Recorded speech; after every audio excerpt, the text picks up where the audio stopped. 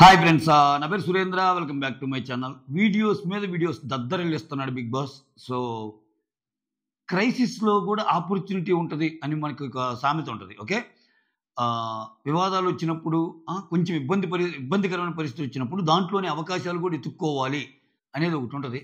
So అటువంటి అవకాశం రమ్యకి ఏమన్నా వచ్చిందా? అలా అని చెప్పి ఆమె చేసింది కరెక్టా అంటే బ్లండర్, మామూలు బ్లండర్ కాదు. అసలు ఆమె మాట్లాడిన లాంగ్వేజ్ బ్లండర్. సో అంటే కొంచెం సివిక్ సెన్స్ అనేది ఉంటుంది. మనం ఇంట్లో మాట్లాడే మాటలు, బయట మాట్లాడే మాటలు ఒకలాగా ఉండవు కదా. సో అలానే కొంచెం తెలుసుకోవాలి బయటకు వచ్చాక. అటువంటి షోలో మాట్లాడుతున్నప్పుడు కొన్ని మాటలు కీలకం. కానీ కామన్గా చూడండి, కళ్యాణ్ ఏమో ఆ ఒక్కో వీడియో దెబ్బకి ఒక్కొక్కరు షాక్. ఒక వీడియో దెబ్బకి కళ్యాణ్ నోరెలా పెట్టాడు, రెండో దెబ్బకి రీతు పవన్ అయితే అసలు ఏకంగా పవన్కి ఫీజులు ఎగిరిపోయినాయి. ఇంకా రీతు ఆల్మోస్ట్ కానీ చాలా నమ్మాను నిన్ను ఇదా అన్నట్టు ఆంపీలో ఉంది. మూడోదేమో తనూజ విపరీతంగా షాక్ అయి ఉంటుంది. తనూజ ఓట్ పర్సంటేజ్ నెక్స్ట్ చూపిస్తాడు, బ్రేక్లో ఇమ్మాన్యుల్ నీకు ఉంటుంది అన్నట్టు అన్నాడు. ఇది సింపుల్గా. కానీ దీన్ని అనాలిసిస్ చేయగలిగితే దీంట్లో భిన్న కోణాలు ఉన్నాయి. ఆ భిన్న కోణాలు మనం టచ్ చేద్దాం. ఓకే ఓకే అసలు ఏంటి బిగ్ బాస్ థాట్ ప్రాసెస్ ఏంటి, ఎలా ఉన్నాయి, అసలు నిజంగా ఆమె అన్నీ తప్పులేనా అన్నట్టు మాట్లాడదాం. దానికంటే ముందు మీరు చేయాల్సిన పని ఏంటంటే ఒక చిన్న లైక్ కొట్టి వీడియోని బ్లెస్ చేయటం. మీ లైక్ నా వీడియోకి కొంచెం బూస్ట్ ఇస్తుంది. ఎస్, ఫస్టే కళ్యాణ్ని రమ్యాని పిలుస్తారు, వాళ్ళకు ఒక వీడియో చూపిస్తారు. ఆ వీడియో ఏంది, చాలా ఇరిటేటింగ్గా ఉంది. అలా టచ్ చేసి మాట్లాడటం ఏంటి, అసలు నేనైతే లాగిపెట్టి కొట్టేదాన్ని అంతే. కళ్యాణ్ ఎక్స్ప్రెషన్ అన్నట్టు పెట్టాడు. సో కొంచెం చిరునవ్వు కూడా ఉంది ఆయనలో. ఏంటి ఇంత జరిగిందా నాకు తెలియకుండా అన్నట్టు ఏమైనా ఫీల్ అవుతున్నాడేమో. అయితే కళ్యాణ్ పట్ల ఏదైతే ఇప్పుడు ఈ అమ్మాయి అన్న మాటలు ఏమన్నా ఉన్నాయో నిజంగా అవి కరెక్టా కాదా, కళ్యాణ్ చేస్తుంది కరెక్టా కాదా అమ్మాయిల విషయంలో అన్నప్పుడు మీరు గమనిస్తే 47% ఎస్ అని 53% నో అన్నారు. అంటే కళ్యాణ్కి అగనిస్ట్గా వచ్చిన ఓటు ఎక్కువ ఇక్కడ. సో ఇక్కడ కొంచెం జెన్యున్గానే వేసినట్టున్నారు. 50-50 కరెక్ట్గా రాలా. 47-53 వచ్చిందంటే ఆ క్యాలిక్యులేషన్ ఏదో బాగానే జరిగింది. ఓకే, సో ఇక్కడ ఈ 47-53 నాకు సరే ఏమంటాడు 50-50 వచ్చింది అన్నట్టు కొంచెం నల్లిఫై చేసే ప్రయత్నం చేస్తాడు. ఏం లేదులే కళ్యాణ్, నీకు 50 నువ్వు మంచోడు అంటున్నారు, 50 చెడ్డోళ్ళు అంటున్నారని. కానీ 53% చెడ్డోళ్ళు అంటున్నారు, 47% మంచోళ్ళు అంటున్నారు. 6% మ్యాటర్. ఇప్పుడు ఏ రాజకీయ పార్టీ అయినా నీకు ఎలక్షన్లో గెలవడానికి ఆ 5-6% మ్యాటరు. సో అందరూ ఆడదాకా వెళ్తారు. ఆ తర్వాత 6% ఓటింగ్ ఎవరు తప్పు అంటే వాళ్ళు బయటకు వస్తారు, ఎవరు విన్ అంటే వాళ్ళు లోపలికి వెళ్తారు కదా. అలానే కొంచెం న్యూట్రలైజ్ చేసే ప్రయత్నం చేశాడు బిగ్ బాస్. అదేం తప్పు కాదులే అన్నట్టు. కానీ ఇక్కడ రమ్య మాట్లాడి సేమ్ మాధురి విషయంలో ఏదైతే అన్నాడో నాకు సారు, నువ్వు చెప్తున్న విషయాల్లో పాయింట్స్ ఉన్నా చెప్పే తీరు బాగలేదమ్మా అంటాడు కదా ఫస్ట్ ప్రోమోలో. The same thing is applicable for Chitti బిగిల్స్ రమ్య ఆల్సో. ఓకే, ఇప్పుడు కళ్యాణ్ మీద చాలా వీడియోస్ కానీ ప్లే చేస్తే ఆయన ఎలా ఉంటున్నాడు ఏంటి సో అనేది అర్థమైపోద్ది. ఇప్పుడు ఆ మోడ్ ఆఫ్ కమ్యూనికేషన్ అనేది ఇద్దరి మీద జరుగుతున్నప్పుడు ఇతను ఎలా ఉంటున్నాడు, నార్మల్గా మాట్లాడుతున్నాడా, చేతులేసి మాట్లాడుతున్నాడా, ఇది ఆల్రెడీ చెప్పాడు, నాకు సరే చెప్పాడు. చేతులేసి మాట్లాడుతూ ఉంటే నువ్వు చేతులు వేసుకొని వెళ్ళిపోవాల్సి వస్తే సంథింగ్ ఆడేలా కొడతాడు. అది నాకు సరే కూడా అన్నాడు ఒకసారి స్టార్టింగ్లో. సరిదిద్దుకో సంథింగ్ ఇట్లా యాజ్ ఈ సెంటెన్స్ గుర్తులేదు కానీ నువ్వు కొంచెం చూసుకో అన్నట్టు ఇస్తారు. ఈవెన్ శ్రీజ కూడా నీ కళ్ళని కొంచెం అదే నీ చూపులను కంట్రోల్లో ఉంచుకో, నీ చూపుల ద్వారా ఏం జరుగుతుందో తెలుసుకో సంథింగ్ కూడా అంటది. ఇతనికి చాలా హింట్స్ వచ్చినాయి ఇటువంటి. సో అయినా లేదు నువ్వు కరెక్ట్గానే ఉన్నావు అని చెప్పే ప్రయత్నం. ఇప్పుడు ఒకటబ్బా, కళ్యాణ్ నువ్వు చేసిన తప్పు అనాలంటే చూసుకో కళ్యాణ్, 47 మెంబర్సే నువ్వు కరెక్ట్ అంది, 53 నో చెప్పారు అని ఇట్టు కూడా చెప్పొచ్చు. బట్ అక్కడ 50-50 అని చెప్పడం వల్ల ఏం కాదులే కళ్యాణ్ కొంచెం అన్నట్టు ఆయన వైపు మొగ్గు చూపినట్టు ఆయన ఆర్గ్యూ చేయటానికి ఉన్నట్టు. కానీ ఇక్కడ యాక్చువల్గా రమ్య పాయింట్తో ఏకీపించినట్టే జనాలు. రమ్య ఏదైతే చెప్పిందో ఆయన అట్లా చేతులు పట్టుకొని మాట్లాడటం బాగలేదు, అమ్మాయిలు పిచ్చోడు అట్లా అనటం ఏదైతే ఉందో చెప్పిన తీరు అమ్మాయి ఎలా అయినా చెప్పని. సో కళ్యాణ్ విషయంలో ఒక అభిప్రాయం, నిర్దిష్టమైన అభిప్రాయం కోసం ఓటింగ్ పెట్టినప్పుడు మాత్రం రమ్య చెప్పిందే కరెక్ట్ అన్నట్టు వచ్చింది. ఒక 6% తేడా కావచ్చు అక్కడ. కానీ ఆ 6% అయినా రమ్యానే కరెక్ట్ అన్నారుగా. కళ్యాణ్ని 47% కళ్యాణ్కి సపోర్ట్గా వచ్చింది కదా, అది ఒకటి.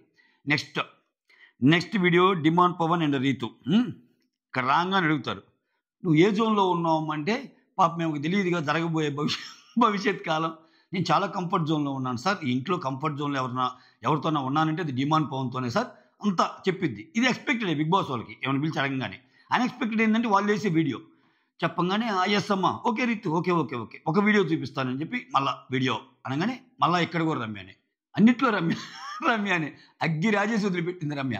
ఇక్కడ ఏమంటుంది రమ్య, నేను జెన్యూన్గా అనిపిస్తున్నానా లేదా అనిపించడం లేదా అని గేమ్ గురించి అడిగినప్పుడు డిమాండ్ పవన్ చాలా బ్యాడ్ వెళ్తుందిరా చూసుకో, సో నేనైతే లవ్ చేయటం లేదు అన్నట్టు అంటాడు డిమాండ్ పవన్.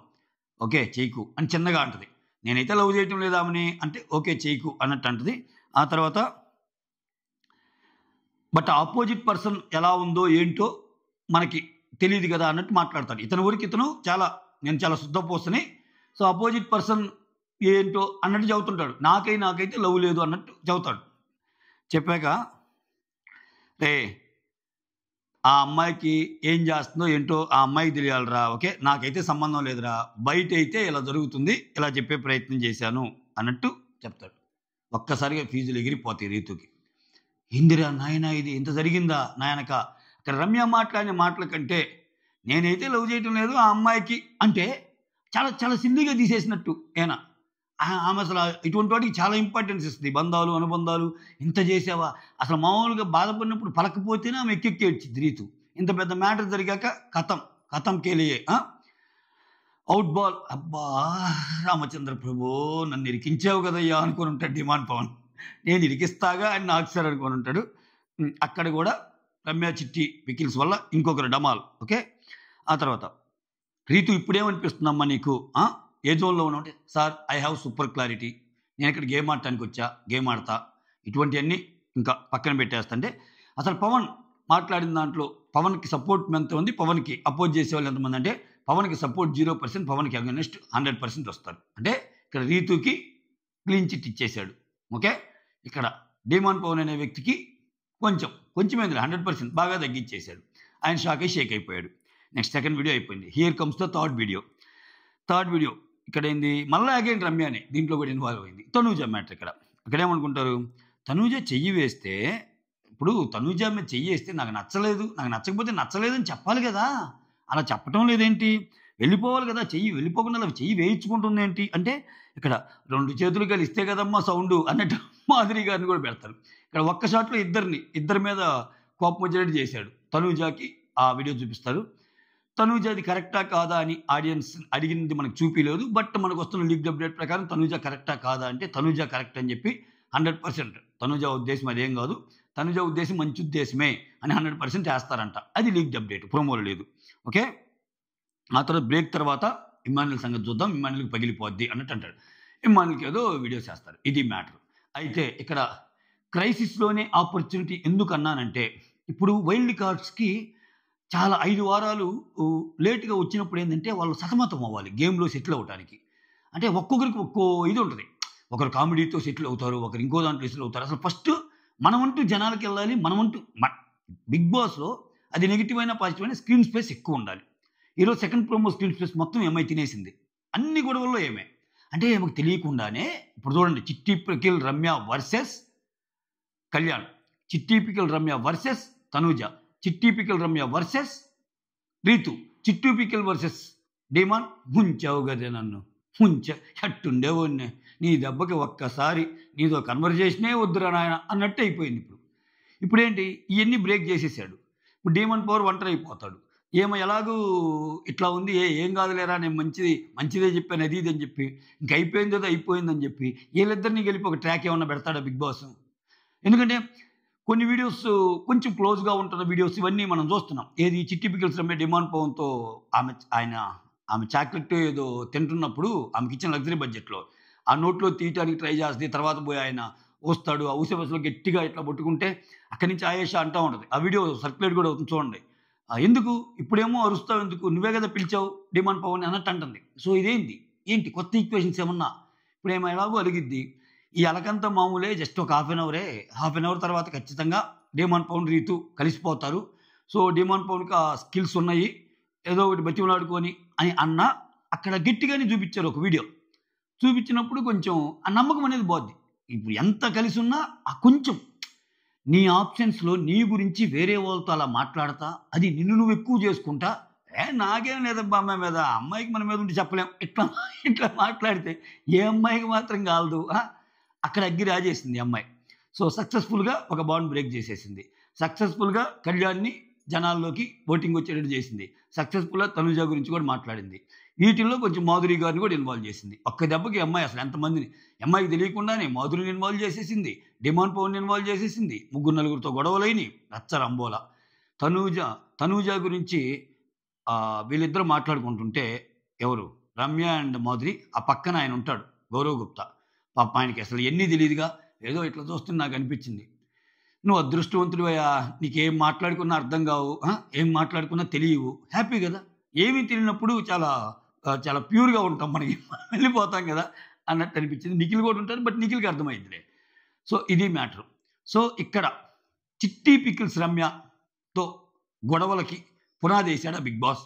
ఆరంభం జరిగిందా? సో, ఇంక రకరకాల పాత్రలు చేస్తున్నాడు బిగ్ బాస్. సో, ఇట్లా ఇప్పుడు ఈ అమ్మాయిని ఒక రకంగా ఫ్రంట్‌కి తెచ్చినట్టే కంటెంట్ పరంగా. అంతే గదా! ఇప్పుడు ఇయన్నీ చూసాక కళ్యాణ్ ఖచ్చితంగా గొడవేసుకుంటాడు. కళ్యాణ్ ఖచ్చితంగా నామినేట్ చేసినా చేస్తాడు. తనుజ నామినేట్ చేసినా చేస్తది. రీతు చేసినా చేస్తది. నువ్వెలా అనుకున్నావు? అసలు నువ్వెవరు? నా రిలేషను, డిమాండ్ పవన్ రిలేషన్‌ని క్వెషన్ చేయడానికి నువ్వెవరు? అసలు నువ్వెవరు నన్ను కామెంట్ చేయటానికి? అని ఇట్లా అడగొచ్చు. ఈ అమ్మాయి ఎంత బాగా విశ్లేషించుకుంటుందో తెలియాలి. మన క్రైసిస్ వచ్చినప్పుడు ఆపర్చునిటీ ఎందుకన్నా అంటే, ఇంతమంది టాప్ ప్లేయర్స్‌తో Tanuja top player, Kalyan top player, Ritu voting పరంగా టాప్ ప్లేయర్ కాకపోయినా బిగ్ బాస్ దృష్టిలో టాప్ ప్లేయర్. ఇటువంటి టాప్ ప్లేయర్‌తో నీకు ఒక యుద్ధం అయ్యే సీన్ ఇచ్చాడు. సో, నువ్వు యూజ్ చేసుకుంటే వేరే లెవెలే ఇంకా. వేరే అంటే నేనంటుంది ఏందంటే, జోక్స్ అపార్ట్. ఇప్పుడు నీ మీదకి ఒక అలిగేషన్ వచ్చి నువ్వు ఒక బ్యాడ్ థింగ్ ఏం చేసింది బ్యాడ్ థింగే. అలా మాట్లాడకూడదు. కానీ ఆ ఇదొచ్చినప్పుడు అక్కడి నుంచి నువ్వు మలుచుకొని వాళ్ళందరికీ సమాధానం చెప్తా మంచిగెళ్ళావనుకో, ఏమో నీ గ్రాఫ్ కూడా పెరగొచ్చు. ఓకే. చూద్దాం. ఇది ఇంట్రెస్టింగ్ సెకండ్ ప్రోమో. మీకేమనిపించిందో కామెంట్ చేయండి. That's all. Thank you so much. Signing off. Me Surendra.